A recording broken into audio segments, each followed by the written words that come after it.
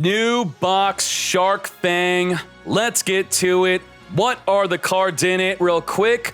We got Gadget, Evilswarm, Mermail, Gishki, Go, Dark Magician. Well, not really Dark Magician itself, but something that helps it. Water, new exceeds. Let's get to it.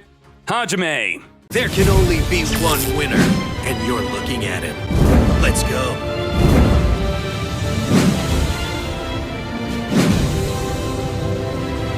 While showing off these deck types, you're going to get some gameplay examples, maybe some quick mock-up sample deck ideas just to understand the deck. It's not telling you how to play the deck. It is just telling you how the deck works. Let's quickly get to it. This is what the ultra rares and super rares look like. All of these. Do any of these look familiar to you? Like a Stratos, maybe Adoration. We got some reprints. I remember some TCG cards here. Now, let's hop into it, starting off with Gadgets. This is what a top-tier TCG deck in the back in the day looked like in the back in the day. This is what it looks like. It used 10 goldfish with the Gadgets. Well, what is goldfish good for? It is a level 4. It is a machine. When it is summoned, it could special summon a level 4 monster from the hand. It has to be level 4. Now, we already have a card like this, the Goblin Bedurg. Why are we not using Goblin Bedurg? Why is 10 goldfish now a big deal? Well, there's two things, because both of them on summon will special summon a monster from the hand. Well, number one, the fish is a machine. We'll get into why that matters in a second. Number two, it will not cause the summoned monster to miss the timing. The Goblin Bedurg would summon a Gadget, then change its battle position, then the Gadget misses the timing. And the Gadget on summon will search for another Gadget. And they're small, so you want to be able to 10 goldfish, summon a Gadget, search another Gadget, and then you want to exceed Shokan, which is where it being a machine comes into play. Because it's a machine, we're going to make Gear Gigant X. 2300, rank 4 exceed. You detach to search your deck for a machine. You could search for a gear frame, which could search for a fortress. You could search for another 10 goldfish. So you 10 goldfish into a Gadget. Then the Gear Gigant will search for another 10 goldfish. The Gadget searched for another Gadget already. And then you get to do that again. 10 Gadget, Gear Gigant, it loops, and you get to play whatever back row you want. This is just sample back row, whatever you want. You don't have to play this kind of back row. Just the deck is basically the 10 goldfish, the gear frame, fortress, and the gadgets. Let's do this playing. 10 goldfish. When normal summon, special summon a level 4 monster from the hand. We're going to activate this. Special summon a red gadget. Red gadget is going to activate to add a yellow gadget. And then we're going to exceed into the Gear Gigant X. Gear Gigant X is going to then detach a red gadget, search your deck for a 10 goldfish, and then you're going to set Karma Cut, and you're just going to do that over and over. Like, that's what the deck does. My general thoughts on gadgets are, number one, you have more fuel for discard traps, so that's really good. You can play Ultimate Providence. You have more fuel with the Fortress, so summoning Fortress by discarding itself in a machine. You also can go 1-for-1 with your opponent when you run all these gadgets that search each other. What does 1-for-1 mean? It means you play a card that basically you lose that card, but your opponent also loses a card. And if you keep going even with your opponent, you're both losing 1, 1, you are going to come out on top because you're using your gadgets to search. Because you're +1ing, you could go 1-for-1, and then your opponent runs out of cards and you win. So that's kind of what it is like. Basically, Fissure, which is in the box, destroy a monster, you lose Fissure, they lose a monster, and you're good because you're plussing.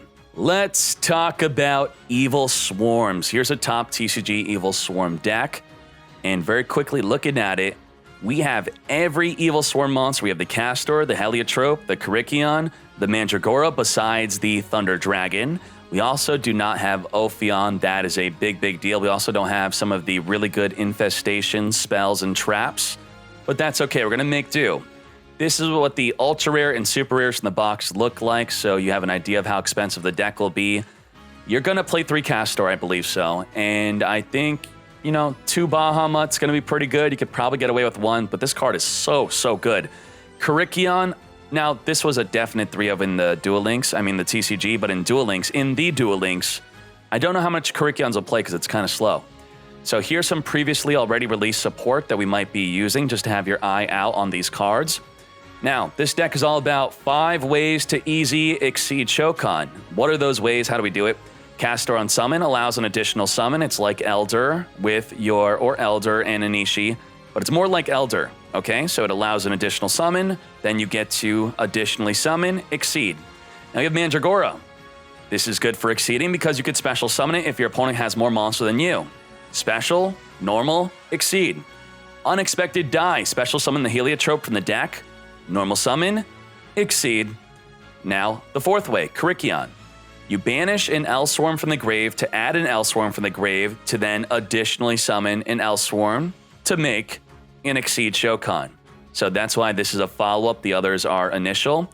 And another way, if you want to play Steel Swarm Cell, if you control no monsters, you could special summon this card, activate level Dupe to make the level of the Steel Swarm Cell level 4, then normal summon an Evilswarm, exceed. Why are we doing all these easy ways to exceed? For the Evilswarm Bahamut. Oh my Jesus. 2 Evilswarms to make this.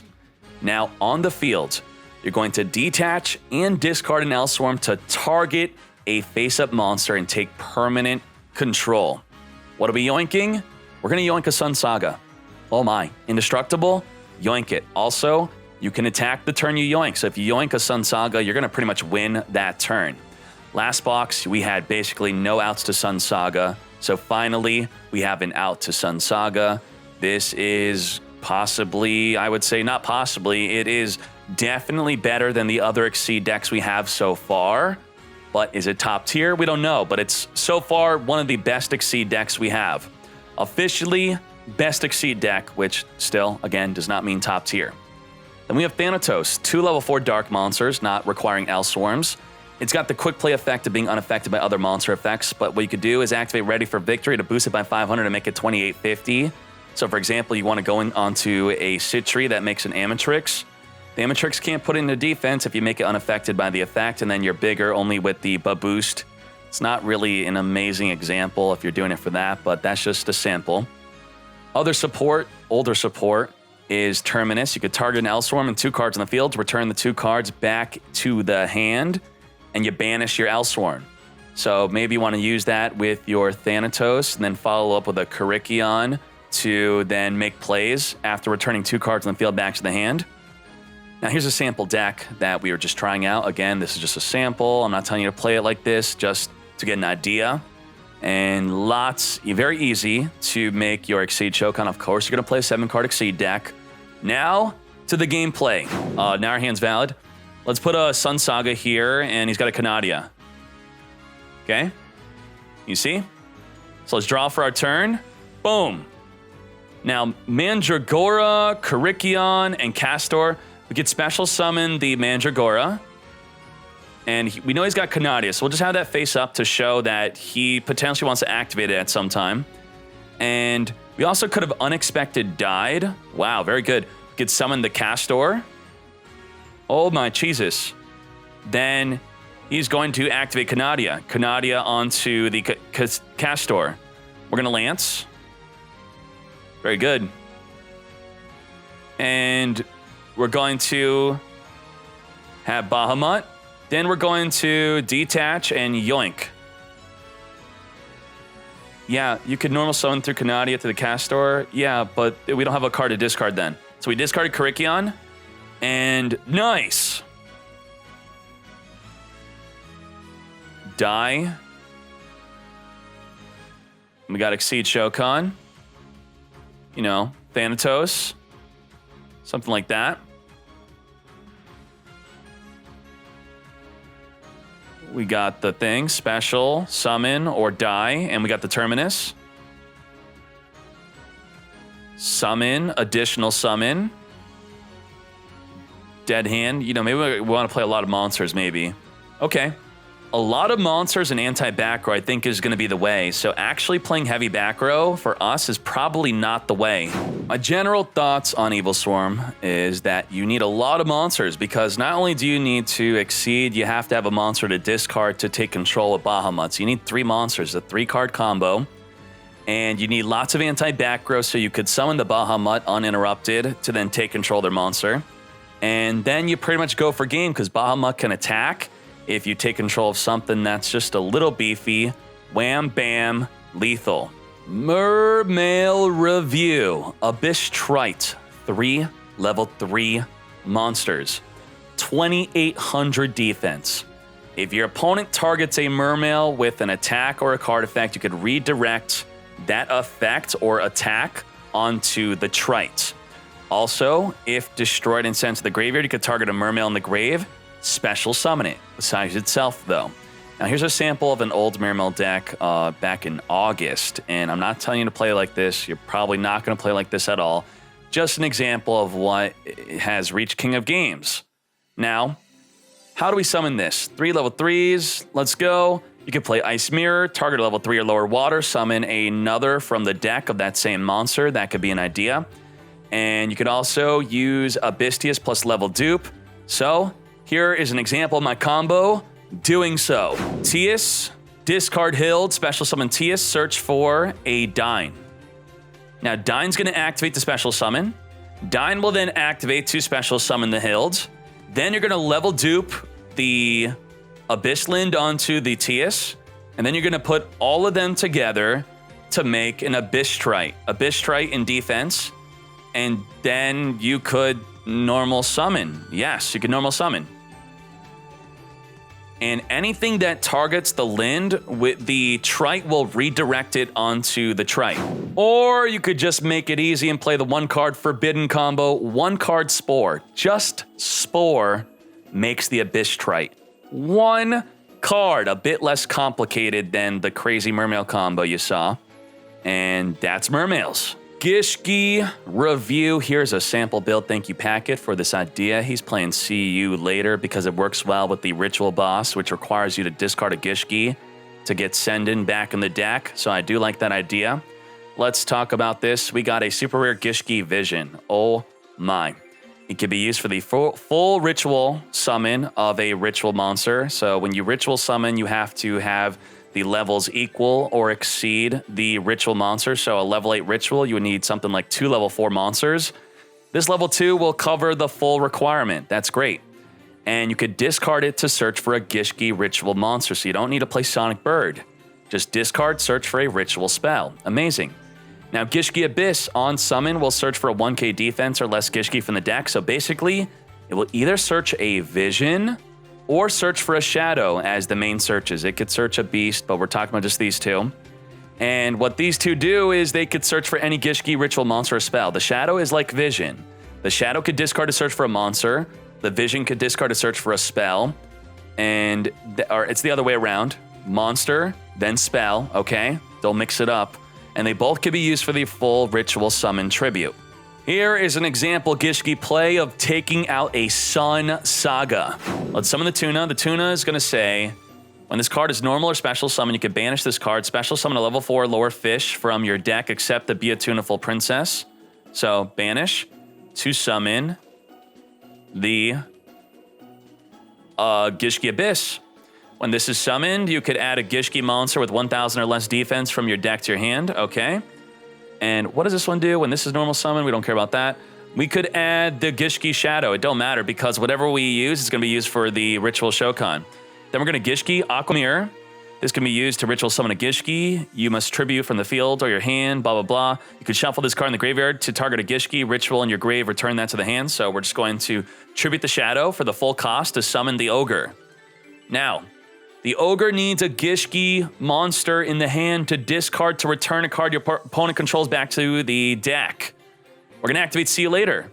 See You Later, return the Gishki Abyss, discard the Gishki Abyss with the Soul Ogre to return the Sun Saga back to the extra deck. And that's pretty much Gishki's. Oh my Jesus, just the Abyss through the Vision and the Shadow, search and being able to ritual summon. Love it. Go, go, go review. Here's a sample deck of the deck. The dad, thank you for this idea. It's just a sample, you know. Now, this card is nuts. Super rare. That's what is from this box. Go, go, go, Golem. Oh my, I can't say this enough. It is a great, great card. You tribute a Go-Go. We'll tell you what Go-Go to tribute. Okay, it's Onomatopoeia. And it becomes double the tributed monster attack. So Onomatopoeia, 1,500 attack, you become 3,000 attack. And then while 3,000 attack on the field, it says that it will mandatory lose 1500 attack to negate your opponent's monster effect on the field. It is once per turn. So that is 3000, drops to 1500. Negate your opponent's monster effect. If they summon a Squire, negate. That is insane. If they summon a Solitaire, they tribute, negated. Solitaire in the grave, not in the field, and nothing gets summoned. That's so great. And it's double negate, just not on the same turn. All right? Doo-doo draw. You send a doo-doo to the graveyard from your hand or the field, and you get to draw 2. Well, Onomatopoeia is a doo-doo, a gaga, a zuba. It's a go-go, gaga. It's everything. Okay, it's part of the effect. So you get to send it, draw 2. And let's get to a sample play with the go-go gold golem. So the skill is return 2 zuba, gaga, go-go, or doo-doos with different names from your hand to the deck, then add 2 from the deck to the hand. You grab an Onomatopoeia, and you grab another card. It could be a Zuba Coats, okay? And then you summon the Onomatopoeia, special summon the Coats, and then you could tribute off the Onomatopoeia to summon the Go-Go Golem.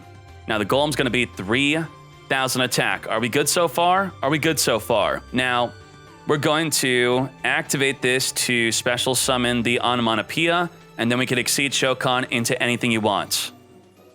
So you have a negate plus an exceed. That's pretty cool. General thoughts. Consistently rank 4 exceed plus 2 monster negates. That's pretty cool. Not doo-doo. Dark Magician, what are we talking about? You know, well, Titanic Moth. 2 level 7 monsters. Finally, we have a rank 7 exceed. You put 2 level 7s together, very easy to do in Dark Magician. Yay! It can direct attack as 2400 attack, having its damage, then dealing 250 per card in your opponent's hand. Okay, now let's look at the cons and the pros. The cons are, it's smaller than Dark Magician. You're putting 2 Dark Magicians together to make something smaller, but it can attack directly, okay? And you can't use Navigate now, because you put your 2 Dark Magicians to make this, you need Navigate in the grave with a Dark Magician on the field to negate back row, and you just got rid of your Dark Magicians to make the Titanic Moth. So the good thing about making this is now you have room to use your navigation on the field because you just -1 to summon it. Yes, that's the great pro of this card. It's a good way. Now you don't have to play See You Later to make room for your navigate. You could just make a Titanic Moth and attack directly. Yeah.